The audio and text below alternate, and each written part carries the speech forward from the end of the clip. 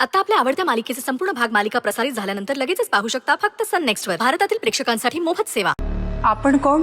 मी Mahesh Jadhav, transport असोसिएशनचे अध्यक्ष Babanrao घोरपडेंचा PA. मैत्री मॅडम आहेत का? हो आहेत ना, या आत या. या या किंग बॉस तुम्हाला भेटायला आलेत. नमस्कार सर. बबनराव घोरपडे तुमचीच वाट बघत होतो. तुमचा फोन आला म्हणून तातडीने आलो बघा. यावंच लागतंय, न येऊन कोणाला सांगणार आहे.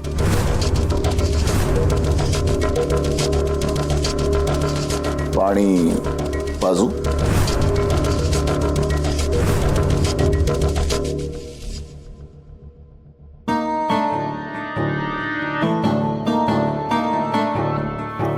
आता बोलूया आपण. हो बोला ना मॅडम. ट्रान्सपोर्टच्या अध्यक्षांना भेटायला बोलवलं होतं, तसं माझं त्यांच्याशी बोलणंही झालं होतं. ते का आले नाहीत?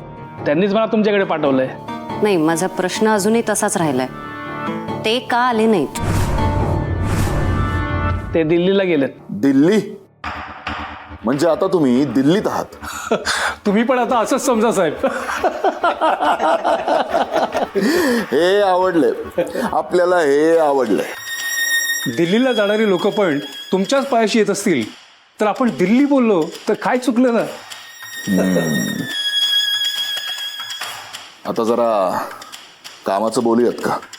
हो. मैत्री काय म्हणाली? मैत्री मॅडमने मला फोन करून त्यांच्याकडे भेटायला बोलवलं होतं.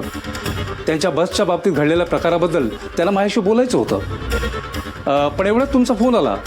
मग माझ्या पीएला मी त्यांच्याकडे पाठवलं आणि मी तातडीनं तुमच्याकडे निघून आलो. एव्हा ना माझ्या पीए समोर त्यांचं रडगाणं सुरूही झालं असेल. तुमच्या साहेबांचं वागणं मला अजिबात आवडलेलं नाहीये.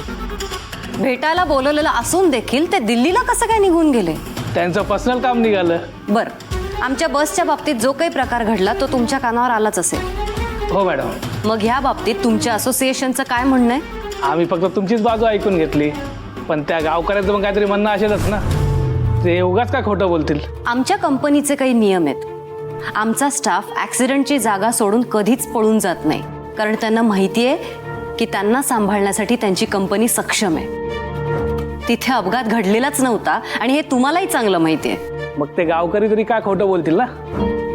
त्यांचं मला माहीत नाही, पण माझा स्टाफ माझ्याशी कधीच खोटं बोलणार नाही. ठीक आहे, मग जे काय कायदेशीर व्हायचंय ते होऊन जाऊ द्या.